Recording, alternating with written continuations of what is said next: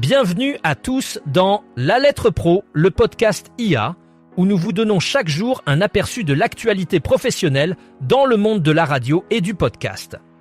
Je suis Brulatour, le rédacteur en chef de La Lettre Pro.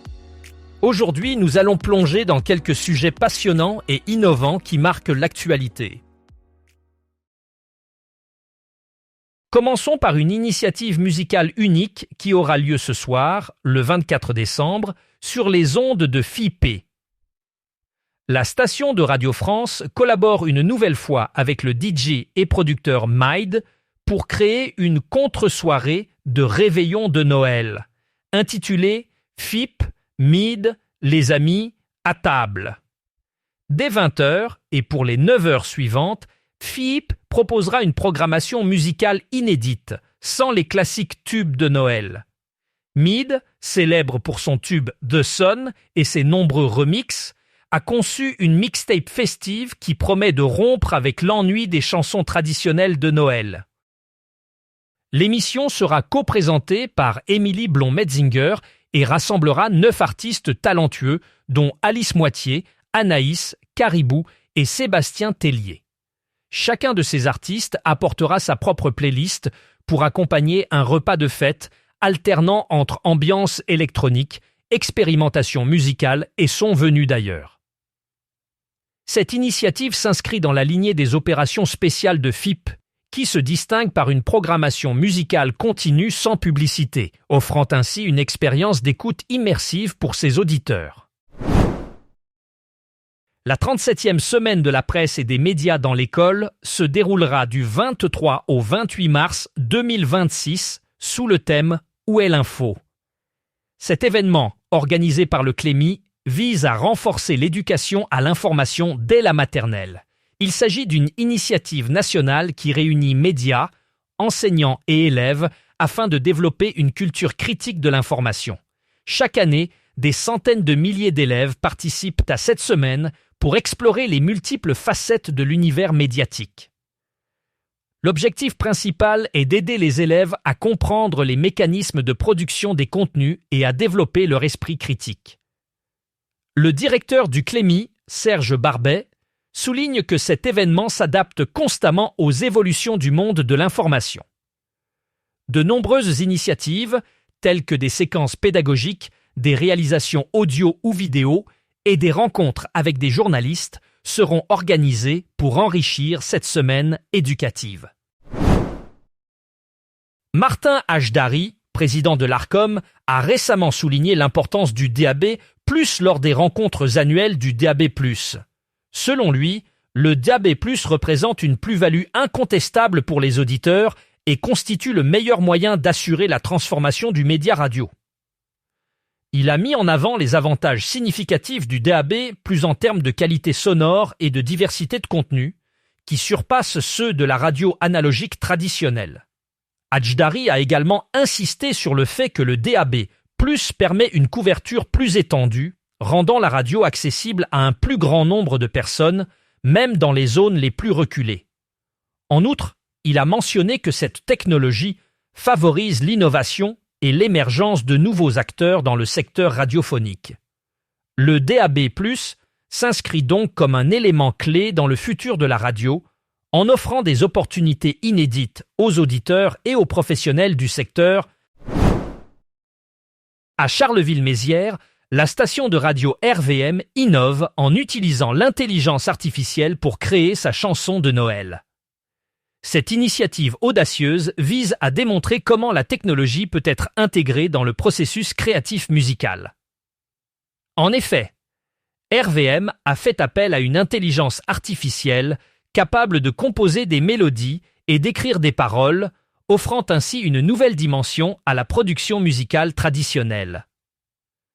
Le résultat est une chanson unique qui se veut festive tout en étant le reflet des capacités de l'IA.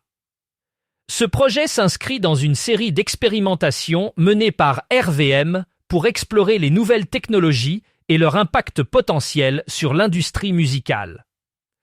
La station espère que cette approche innovante suscitera l'intérêt de ses auditeurs et ouvrira la voie à de nouvelles formes d'expression artistique dans le monde de la radio. Selon une étude récente, 81% des Canadiens continuent d'écouter la radio AM et FM chaque semaine, démontrant que la radio traditionnelle reste une source incontournable de divertissement et d'information. Cette tendance s'explique par la diversité des contenus offerts et la facilité d'accès à la radio, que ce soit à la maison, en voiture ou au travail. Malgré l'émergence des plateformes de streaming et des podcasts, la radio maintient une forte présence grâce à sa capacité à s'adapter et à intégrer des technologies modernes comme le DAB+, et le streaming en ligne. Les stations de radio canadiennes ont su innover pour garder leur public fidèle, en proposant des émissions interactives et en exploitant les réseaux sociaux pour renforcer leur engagement. Ce succès persistant souligne l'importance de la radio dans le paysage médiatique canadien, offrant une connexion unique et directe entre les animateurs et les auditeurs.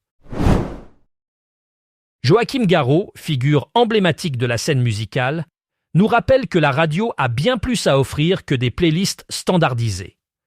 Dès ses débuts à RF1 et Radio Nantes, Garraud a compris que la radio est un espace de création, où chaque playlist doit être pensée comme un récit captivant. Il évoque avec nostalgie une époque où la radio surprenait ses auditeurs, les emmenant dans des voyages sonores inattendus. Selon lui, la force de la radio réside dans sa capacité à établir un lien direct et authentique avec le public, une interaction qui s'est perdue avec la standardisation actuelle. Garraud nous invite à réinventer la radio en valorisant la découverte et la surprise, des éléments qui faisaient autrefois sa richesse et son attrait unique. Pour lui, revenir à cette approche artisanale pourrait redonner à la radio musicale toute sa magie et son pouvoir d'émerveillement. Les 3 et 4 février 2026, la Bellevilloise à Paris accueillera le Paris Radio Show, un événement annuel incontournable pour les professionnels de l'audio, de la radio et du podcast.